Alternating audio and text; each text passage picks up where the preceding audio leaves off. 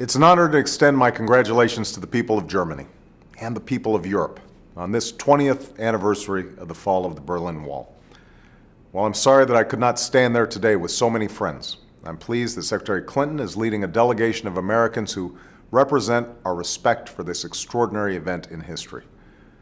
November 9th, 1989 will always be remembered and cherished in the United States. Like so many Americans, I'll never forget the images of people tearing down the wall. There could be no clearer rebuke of tyranny. There could be no stronger affirmation of freedom. This anniversary is a reminder that human destiny will be what we make of it. For Germans, the wall was a painful barrier between family and friends. And for so many across Eastern Europe, it was one symbol of a system that denied people the freedoms that should be the right of every human being. And yet, even in the face of tyranny, people insisted that the world could change. In those countries that got trapped on the other side of an iron curtain, they had the courage and resolve to hold fast to the belief in a better future. In America, we stood for decades with our friends in Europe on both sides of the Iron Curtain, through the support to rebuild what had been destroyed by war and our soldiers who kept watch to prevent another, through the enduring bonds forged across an ocean, and above all, through a commitment to common values. In our Declaration of Independence, it reads that all men are created equal and that they have the right to life, liberty, and the pursuit of happiness. In Germany's Constitution, it reads that human dignity shall be inviolable.